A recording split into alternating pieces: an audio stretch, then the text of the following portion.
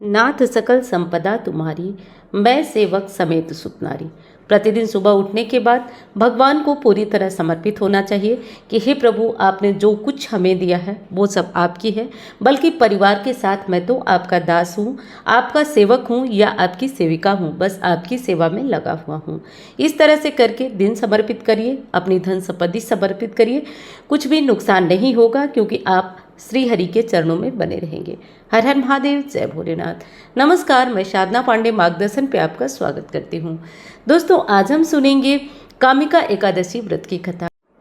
कुंती पुत्र धर्मराज युधिष्ठिर कहने लगे, हे भगवान, आषाढ़ शुक्ल पक्ष देवसैनी एकादशी तथा चातुर्मास महात्म मैंने भली प्रकार से सुना। अब कृपा करके श्रावण कृष्ण पक्ष की एकादशी का नाम क्या है, सो बताइए। श्री कृष्ण भगवान कहने लगे, हे युधिष्ठिर, इस एकादशी की कथा एक समय स्वयं ब्रह्मा जी ने देवर्षि नारद से कही थी, वही मैं तुमसे कहता हूँ। नारद जी ने ब्रह्मा जी से पूछा कि हे पितामह, श्रावण मास के कृष्ण पक्ष की एकादशी की कथा सुनने की मेरी इच्छा है। उसका क्या नाम है, क्या विधि है और उसका महात्म्य क्या है, सो कृपा करके कहिए। नारद जी के ये वचन सुनकर ब्रह्मा जी ने कहा, हे नारद, लोकों के हित के लिए तुमने बहुत सुंदर प्रश्न किया है। श्रावण मास के कृष्ण पक्ष की एकादशी का नाम कामिका है। उसके सुनने मात्र से वाजपेयी यज्ञ करने का पुण्य फल प्राप्त मिलता है। इस दिन शंख चक्र गदाधारी भगवान विष्णु का पूजन होता है, जिनका नाम श्रीधर, माधव, विष्णु, मधुसूदन है। उनकी पूजा करने से जो पुण्य फल मिलता है वो सुनो। जो फल गंगा, काशी, नैमिषारण्य और पुष्कर स्नान से मिलता है वह विष्णु भगवान के पूजन से मिलता है। जो फल सूर्य चंद्र ग्रहण पर कुरुक्षेत्र और काशी में स्नान करने से, समुद्र वन सहित पृथ्वी दान करने से, सिंह राशि के बृहस्पति में गोदावरी और गंडकी में स्नान करने से प्राप्त नहीं होता, वह भगवान विष्णु के पूजन से प्राप्त होता है। जो मनुष्य श्रावण में भगवान का पूजन करते हैं उनसे देवता, गंधर्व और सूर्य आदि सब पूजित हो जाते हैं। अतः पापों से डरने वाले मनुष्य को कामिका एकादशी का व्रत तथा भगवान विष्णु का पूजन अवश्य करना चाहिए। जो भगवान विष्णु का पूजन करता है उसे अश्वमेध यज्ञ के बराबर पुण्य फल प्राप्त होता है। पाप रूपी कीचड़ में फंसे हुए और संसार रूपी समुद्र में डूबे हुए मनुष्यों के लिए इस एकादशी का व्रत और भगवान विष्णु का पूजन अत्यंत आवश्यक है।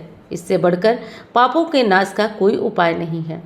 हे नारद, आप स्वयं ही यह कहा कि कामिका व्रत से जीव कुयोनि को प्राप्त नहीं होता है। जो मनुष्य इस एकादशी के दिन भक्ति पूर्वक तुलसी दल भगवान विष्णु को अर्पित करते हैं वे इस संसार के समस्त पापों से दूर रहते हैं।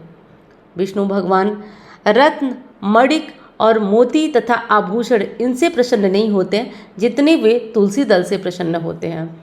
तुलसी दल पूजन का 4 फल 4 भार चांदी और 1 भार स्वर्ण दान के बराबर होता है।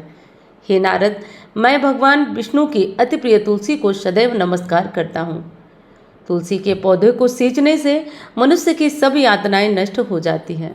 दर्शन मात्र से सब पाप नष्ट हो जाते हैं और स्पर्श से मनुष्य पवित्र हो जाता है। कामिका एकादशी की रात्रि को दीपदान तथा जागरण के फल का महात्म चित्रगुप्त भी नहीं कह सकते। जो इस एकादशी की रात्रि को भगवान के मंदिर में दीपक जलाते हैं उनके पितर स्वर्ग लोक में अमृत पान करते हैं, तथा जो घी या तेल का दीपक जलाते हैं वे 100 करोड़ दीपकों से प्रकाशित होकर सूर्य लोक को जाते हैं। ब्रह्मा जी कहते हैं, हे नारद, ब्रह्म हत्या तथा भ्रूण हत्या आदि पापों को नष्ट करने वाली इस कामिका एकादशी व्रत का पूर्ण यत्न के साथ करना चाहिए। कामिका एकादशी के व्रत का महात्म श्रद्धा सुनने और पढ़ने वाला सभी पापों से मुक्त होकर विष्णु लोक को चला जाता है। तो चलिए दोस्तों, जान लेते हैं एकादशी व्रत के पारण का शुभ मुहूर्त। एकादशी व्रत का जो पारण होगा वो 1 अगस्त 2024 को सुबह 5:43 से लेकर 8:24 तक होगा। तो इस मुहूर्त में पारण अवश्य करिएगा। पारण के साथ साथ मैंने विशेष पारण का नियम और एकादशी व्रत के दिन क्या करना चाहिए, क्या खाना चाहिए, सब वीडियो अपलोड कर रखी है। अगर आपको इस तरीके की जानकारी में किसी प्रकार का संदेह है तो आप उस वीडियो से जानकारी ले सकते हैं। दोस्तों, यह थी कामिका एकादशी की व्रत कथा।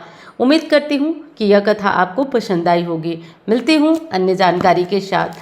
कमेंट बॉक्स में हर हर महादेव लिखना मत भूलिएगा। धन्यवाद। हर हर महादेव।